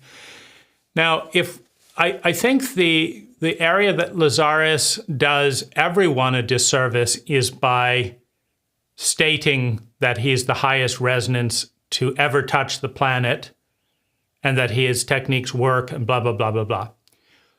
What he should do, or I wouldn't necessarily say should, and simplistic people who are looking for a parent figure, that's the other joke. Lazaris says he's not a parent, but he attracts all these simplistic people that are desperately, including me, looking for someone who knows what they're doing to tell them what to do, right? Well, you tell that to a 2-year-old. We're not a parent, right? A 2-year-old's instinct is to find, right, some relief, and it doesn't matter what you say. And I think that because Lazaris and the Lazaris material is traumatically illiterate, meaning he has not gone into the data on PTSD, he's not dealing with the fact that most of our population is regressed, frozen at a young age, and all young children project parents. So even the shame of going to a Lazaris event and wondering if I'm the only one who's not making it is a traumatic event for some people. And looking around and seeing them smile, that's a traumatic event. I've met people at Lazaris seminars who feel ashamed, who feel like losers, who are wondering if they're the only ones, and they come away thinking they are, plus racking up more credit card debt. And Lazaris doesn't say a thing, right? Now, other than that they're creating their reality, right? But of course, they're not creating their reality. Lazaris is creating their reality. We're creating their reality. They're creating their reality. Their parents are creating their reality. Their government is creating the reality. The truth is that we are all participating and we all have influence on that outcome. So if you don't want someone to feel completely shame-based after going to a Lazaris event, right, you have to speak up and at least acknowledge that this is going on, that it's not their fault, and ask Lazaris to do something about it publicly, and you have to get kicked out of the forum, right? Because that's at least highlights the gang protocol. Because the more people get kicked out of the forum for free speech, for example, the more Concept Synergy has to own their own shadow. If they don't have anyone left, they've only got 1%. 1% of all the people exposed to Lazaris and Concept Synergy want to do business with them today of all the encounters. That's not a good retention rate. That's Concept Synergy's retention rate, right? Right? What about all the percentage of people who went to Walmart? What percentage of those will go to a Walmart again? It's a higher percent than 1%. Walmart is more successful than Concept Synergy at client retention. Right? And Lazaris can tell each of his friends that they're responsible for that, or Lazaris could be responsible for picking a better company to distribute his material. Or Jach could decide to learn the art of customer service, right? Or Lazaris could have better techniques, or put more jokes in them, or something so that there was a higher retention, right? So these are variables. And my hope in exploring the extremes that Lazaris is on is not that people who have never even heard of the idea of personal autonomy would not benefit greatly from learning just the idea of creating your own reality. That is a medicinal idea for someone there. For a perfectionist who never does anything right, that is hell, right? And Lazaris is not taking any disclaimer, doing any disclaimers, or basically saying which of his, even of his tapes, which is more likely for that. Because Lazaris could also create a questionnaire and say, based on this questionnaire, these are your likely imbalances and these are the things that are likely to be good for you. Or, based on what you've said, if you get a score of this, just don't even work with us, because we're not going to take responsibility to get to know you and limit that. And it's going to be toxic a good majority of the time for these reasons. Now, that's a level of accountability, excellence, and impeccability Lazaris is waiting to take, but probably never will, given the pattern of asking everyone else to be responsible for creating their reality, rather than Lazaris being responsible for changing some of these statistics. I'll leave it at that.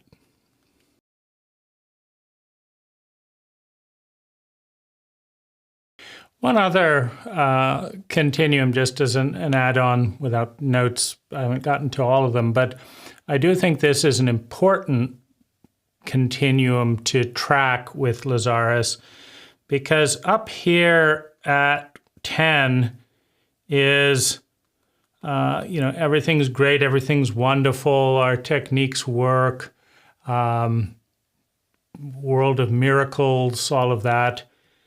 Down here at 10 is, it's all pointless, the whole world is fucked up, I'm fucked up, nothing's going to really change about that.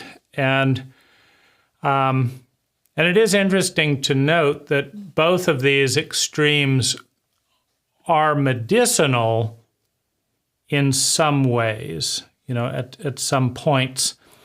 Now, I would give Lazaris a 10 in terms of the probability that he's kind of describing for Lazaris friends. Like, Lazaris is not saying carte blanche that the world is going to be in an amazing place, because there's some material where he says that, there's the nightmare and the dream, and you have decided the dream, right? And so I guess a little bit along the Christian apocalyptic theme, right? The good ones are going to be risen up into heaven, and the other ones are going to burn in hell. That's a little bit similar language, right? Nightmare or dream, heaven and hell. Okay, so we have the polarity. But Lazaris is constantly insisting that Lazaris friends, whoever's listening to his tapes, basically, you chose the dream, you chose the this, you're going to create this, you're a map maker, you're a magician, you're da-da-da-da-da, and you know this, and you're growing, and you're changing, and all that. I'm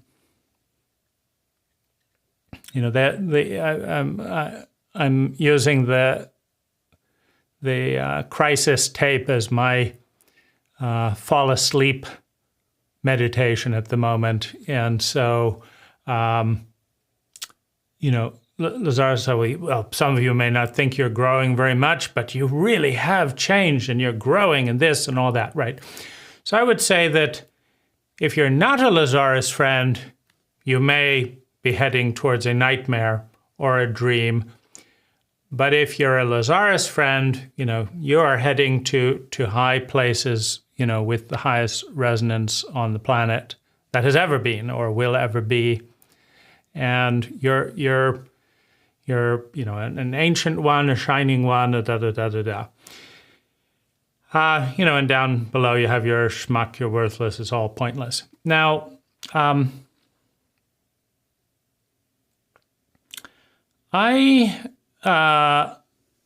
think that humor, and balance comes, in this continuum as well in the mid ground, particularly for superhuman shamers. I would put Lazaris and concept synergy in that category, unless you're the concept synergy staff. Like the concept synergy to its customers tends to be a little bit more of a shame dumping. Jach to the concept synergy employees, again, shame dumping. But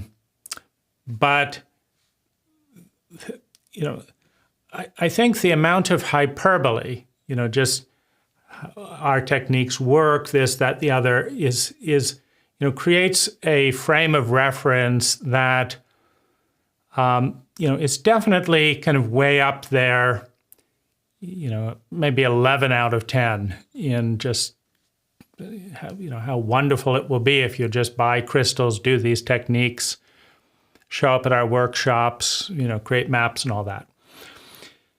And I would say that this has been 30% medicinal for me, 30% bemused and confusing because it's so one-sided, and maybe 40% bemused and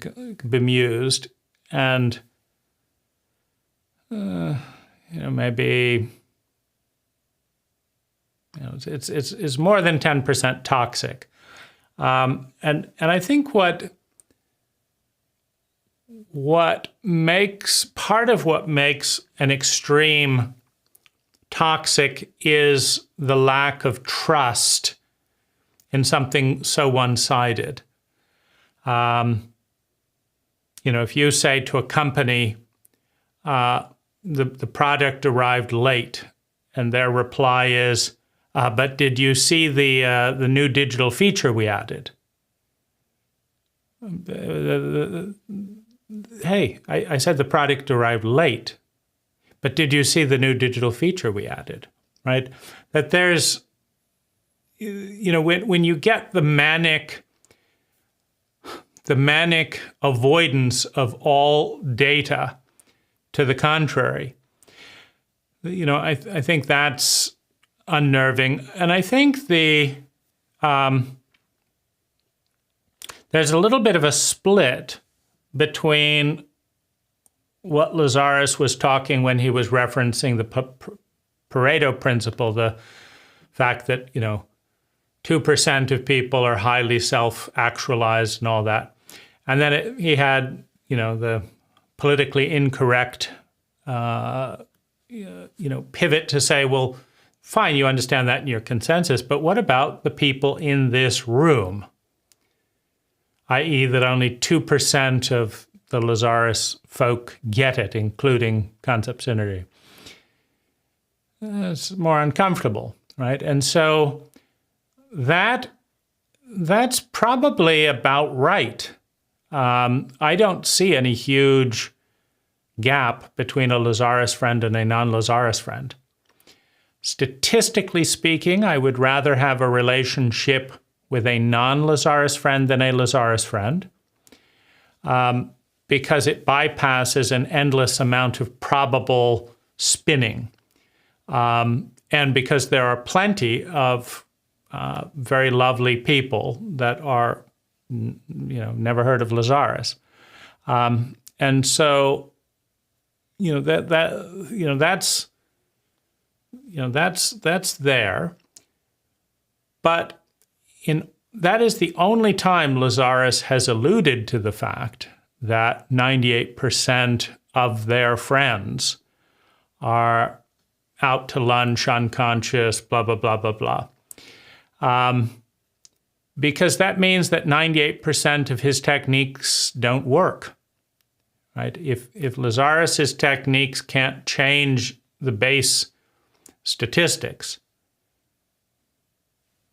that means that they don't work 98% of the time, because no one in their right mind trying to help people grow gives techniques that work, that create people who are, narcissistic, shame-based, blah, blah, blah, blah, blah, right?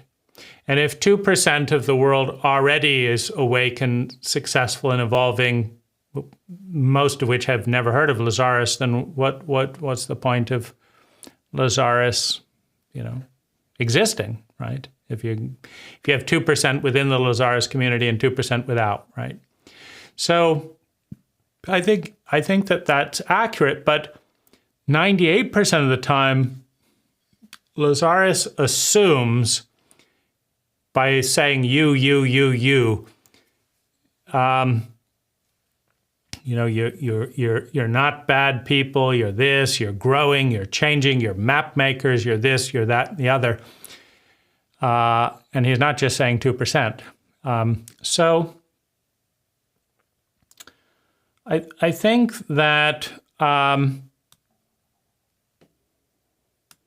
Lazaris's main customer base is Americans.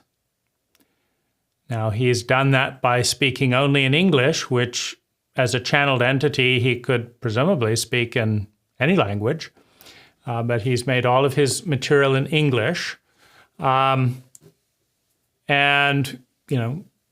more than 90% of Lazaris clients are white, right? So we're dealing with, upper middle class white Americans in English. That's obviously a huge asymmetry when you think of India and China. So that's, worth noting, in the symmetries. Lazaris has joined the male brotherhood of Jesus, Buddha, Muhammad, anyway,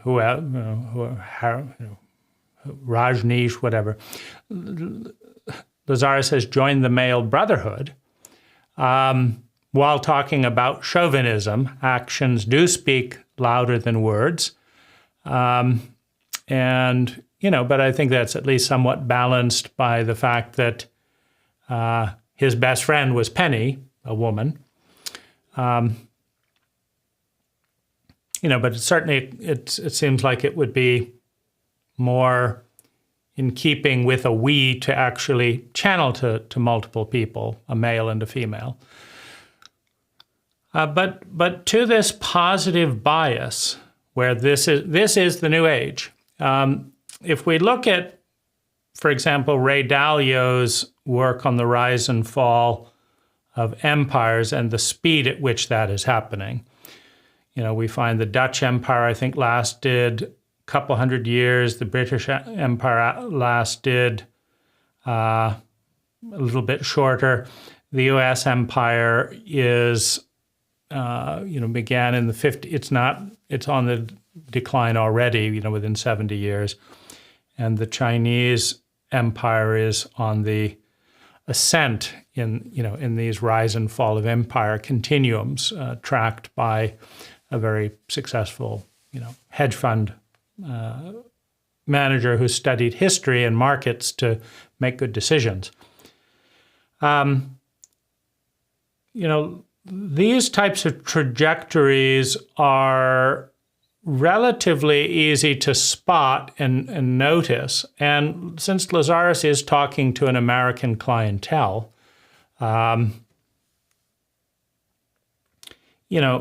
that some of this information might be, more appropriate or more useful for Lazaris's clients than saying you're at the dawn of a new age and a new human being, and then a few decades later mentioning, oh, by the way, it took tens of thousands of years to get to where you are now, and so the new age is here, it's beginning over the next tens of thousands of years.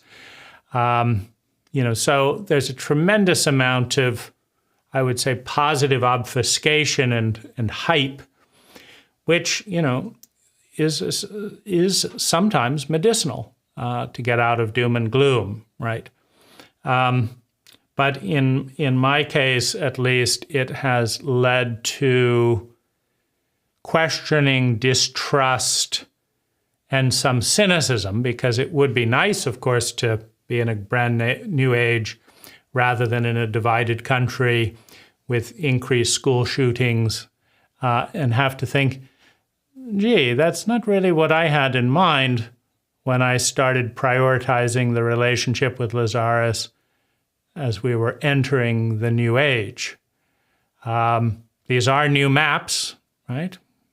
New maps of school shootings and new maps of this. But,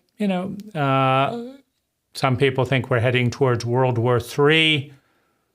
It wouldn't surprise me if, Lazaris didn't mention that either, right? Oh, yeah, of course, there have to be big upheavals and war. The old systems are crumbling, right? So I would just say that, that's a mixed bag, that high spin. And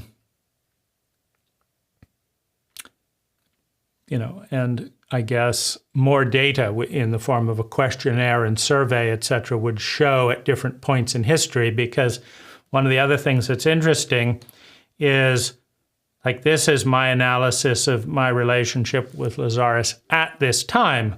When I was 14, it would have been different. I would have blamed myself for any of the things I'm now criticizing Lazaris for. So there's difference. I was listening to Walter Isaacson's The History of Benjamin Franklin. And Benjamin Franklin went from, a truant to a smart businessman to a truant, meaning run off and didn't finish this and that, right? He went from a loyalist to the king to a loyalist to America to a loyalist to the king, where they almost burnt his wife and house down. Then they celebrated him as kind of a founding father. Then the spiritualists came along and thought that Ben Franklin was all bourgeois, and very boring. He wasn't appreciated by the communists either. D.H. Lawrence thought he was a soul killer, after benefiting when he was younger. Then he came back into popularity again with the rise of the middle class. Then he went out again. Now he's somewhat back in again. But the point is that every pattern of energy has a message and a movement in a certain direction. And that movement, based on where people are and where the cult at large is viewed as being very advanced and kind of the epitome of something beautiful, or it's viewed as that's old hat, that's the problem we have, all these people, a penny made is a penny earned, and all these people focusing on their fucking pennies, like, we need art, we need beauty, right? And until that collapses and you don't have any money, and then we need those pennies, and it comes and goes. And so I would imagine that if there are any Lazaris friends around listening to the material in 100 years, that, Lazaris will look different at different moments in time. Maybe there will be some big breakthrough at the end of World War III, or at the end of, or when the Chinese, clearly ascend and things start switching in that direction. Who knows what's going to happen? Maybe the AI will translate all the Lazaris material into all the languages if Concept Synergy doesn't boycott them from doing so. There's a Concept Synergy former employee who tried to make the Lazaris material made in different note forms that would be very useful to people, and Concept Synergy boycotted her doing that. They said they were working on it and have done absolutely nothing for a decade.